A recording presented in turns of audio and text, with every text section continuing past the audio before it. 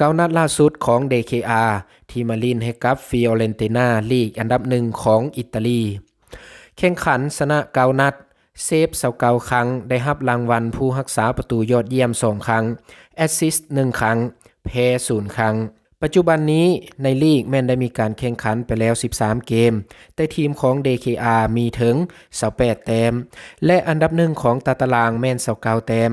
นั่นก็คือทีมนาโปลีนั่นก็หมายความว่าถ้าหากว่านัดต่อไปนัดที่14นาโปลีอาจพลาดท่าขึ้นมาและทีมของเดวิด DKR ของพวกเฮามีหวัง DKR จะขึ้นเป็นอันดับ1แทนนาโปลีอย่างแน่นอน DKR ก็ยังเป็นหนึ่งในเหตุผลที่เฮ็ดให้ฟิโอเรนติน่ามีผลงานดีต่อเนื่องเพราะ DKR มาใหม่ๆแม่นผลงานของทีมอยู่อันดับที่13ของตารางคะแนนในลีกอิตาลีแต่มาปัจจุบันนี้ผลงานถือว่าดีขึ้นอย่างต่อเนื่องแข่งขันไปแล้ว9นัดหลังสุดสามารถเอาชนะได้9นัดรวดตอนนี้อยู่อันดับที่4ของตารางในซีเรียอิตาลีมีคะแนนเทียบเท่ากับอินเตอร์และอัตแลนตาและห่างจากนาโปลีเพียงแต่คะแนนเดียวหลังจากที่ DKR ย้ายเข้ามาเสริมทัพร่วมทีมฟิโอเรนติน่าเฮ็ดให้เพื่อนร่วมทีมมีความมั่นใจในสีมือของ DKR รวมทั้งแฟนบานก็ดีใจเห็น DKR มาเสริมทีมของพวกเขาในหลายนัดที่ผ่านมา DKR ก็ได้โซเซฟต่อหน้าแฟนบานฟิโอเรนติน่าและในการเซฟนั้นล้วนแล้วแต่ช่วยให้ทีมบ่เสียประตูนอกจากนี้ก็ยังเป็นเซฟของ DKR บางเกม DKR ต้องเซฟถึง 3-4 ครั้งติดต่อกันฝ่ายกงกันข้ามจนเป้าปากว่า DKR นี่สุดยอดจริงๆในเกมล่าสุดวันที่24เดือน11 2024ที่ผ่านมา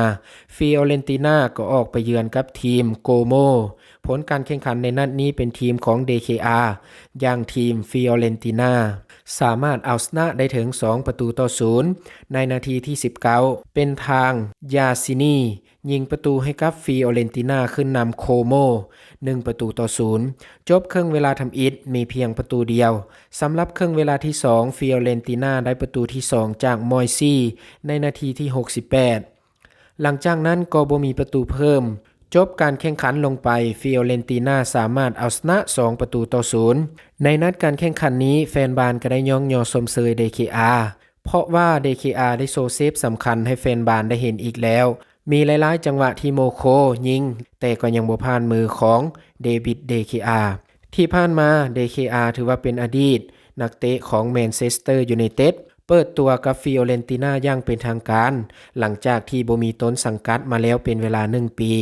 ฟิโอเรนติน่าสโมสรชื่อดังในอิตาลีประกาศเซ็นสัญญากับเดวิด DKR ยอดผู้รักษาประตูชาวสเปนมาร่วมทีมอย่างเป็นทางการเมื่อวันศุกร์ที่9สิงหาคม2024ที่ผ่านมา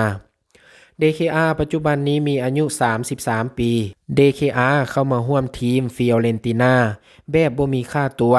และเซ็นสัญญาฟรี